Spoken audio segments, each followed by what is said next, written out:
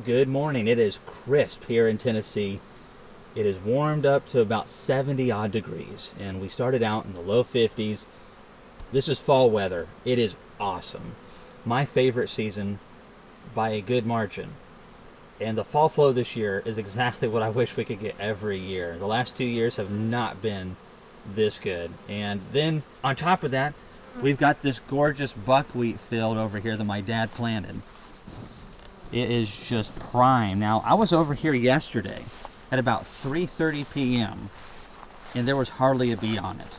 And that is the way buckwheat really is. It is seems to be pretty sensitive to the time of day on when it's going to yield its nectar. Soil fertility affects every crop. The fertility here is pretty decent. We got a lot of rocks to really help nourish these buckwheat plants. If you're from Tennessee, you know what I'm talking about, or nearby areas. I mean, there are just bees all over these buckwheat plants, and it is just awesome. Just everywhere. I don't know how well you can see it, but I definitely can hear it. And then again, at 3 o'clock yesterday, there was hardly a bee out here. Just a couple looking around.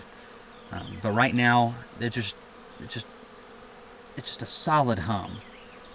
And what a nice, gorgeous stand. I'd say an average of 28 to 30 inches on the height of these buckwheat plants. My dad did a really good job. And buckwheat's fast. It's also really good for the soil. Dad planted this the second week of August, right before some rain.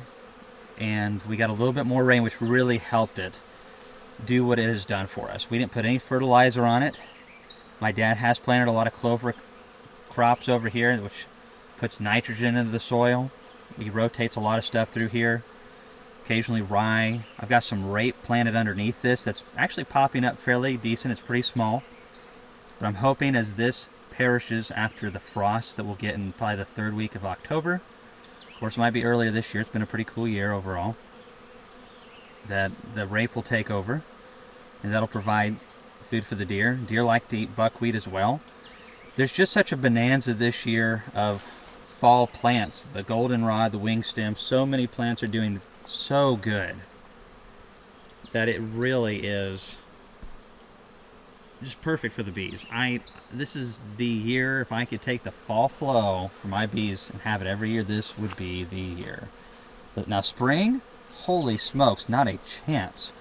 I'll take last year's spring, but you just never know what you're going to get. We're very thankful that nature was pretty nice to our bees. Oh, there's a bee on the mic, and just really helping them out. So buckwheat instills phosphorus into the soil. Did I say soil? I don't know if I said soil or soil. Either way, it instills it into the soil. And once phosphorus bonds with oxygen, you get P2O5, which is a compound known as phosphate. Very important and very underrated in the agricultural world, it seems. People don't talk about it a lot, but it basically is the trucker mineral. And it helps it attaches itself to other minerals that your plants need and helps pull them up into the plant. But it's not the one that makes the plants grow really big like nitrogen is, and sulfur, electrolytes and stuff like that.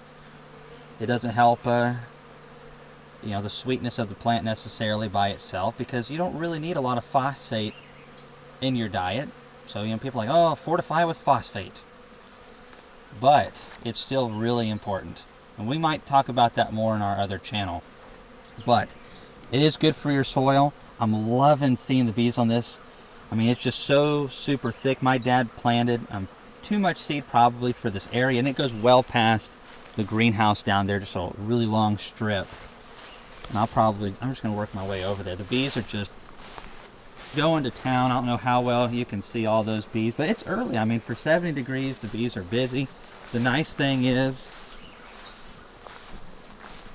as soon as the buckwheat is done for the day, they have all kinds of goldenrod. Yesterday, they were just bringing in tons of goldenrod pollen and nectar as well. I was peeking into the hive because I just couldn't help it. You could see and taste goldenrod nectar. And they've been hitting the wing stem really hard as well, which primarily yields nectar. You can just see how far back it goes in there. You can also see the hillside up there, not really well, but there's just a couple lanes bush hogged up there. My dad does for our neighbor. My dad's place back up in here, he does the same thing, and they do bush hog it off periodically, but thankfully they're both really awesome about doing it times of the year that are not damaging to the bee forage. It keeps the from going to woods, but also it allows the fall flow to do very well. My dad also usually doesn't do it every year, so we get blackberry blossoms on those hillsides occasionally that are really nice and produce a good bit of nectar. My neighbor gets some honey every year, every time he lets it produce all the goldenrod and weeds and stuff like that. And it just encourages him to, just keep letting things go the way they are. And he understands the value of it, but it's nice to get a little sweet reward every now and then for helping the bees out, isn't it? And there's so many native pollinators around here as well. We have so many types of bees. Bumblebees are everywhere. And it's because people just aren't spray happy and mow happy. And there's a balance there as well. I mean, we're not letting it all go up to woods. Woods sometimes can be very bad for the bees. When I was on vacation down in Florida, some of those places where they're planting all those pine trees, there's nothing but yellow pines. That wouldn't be a really great area to put bees in for honey production. Bees, well, if you're wanting to make propolis, that would probably be good. You have all the tree sap in the world. But anyways, back to the buckwheat.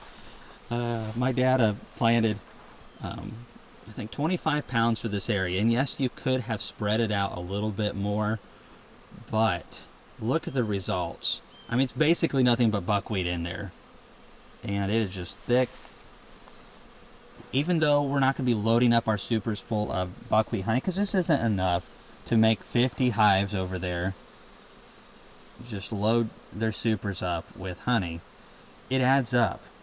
And if this was going to be a bad fall flow, this might have really helped the bees a lot and made a difference. Ian was talking about this the other day. Wow, the bees have even picked up more in the buckwheat. Ian Stepler in Canada was talking about the sunflower pollens and how beneficial they can be, even if they don't have a complete or perfect amino acid profile by themselves. Just the nutritional value and how much they help the bees have a healthy gut. It's these little things that really add up. And if we all just do our part a little bit, it adds up to great things. And the bees teach us that. They really do. One bee by itself is extremely weak. It's extremely wimpy and ultimately doesn't do a whole lot in its lifespan. Which, I'm not belittling the bee, but I mean, it's the truth. They really don't, if you're looking at, especially on our scale side of things, as big as we are in comparison, maybe a drop of honey. That's not much. But working together as a unit, the super organism that they are one of the most impressive creatures in the world, and in my opinion, definitely the coolest. I mean, they're awesome. So anyways, the bees are just going at it. The bees are happy, beekeeper's happy, it's the way it works. Floral's happy too. So right now I'm pretty happy. I was gone for a week, but ultimately I cannot wait to get back because I knew the blossoms were fixing to bloom on this. And now there are thousands of bees out here working them. Boy, I talk way too much. Thanks for watching our videos, and if you have any questions on buckwheat, leave them below.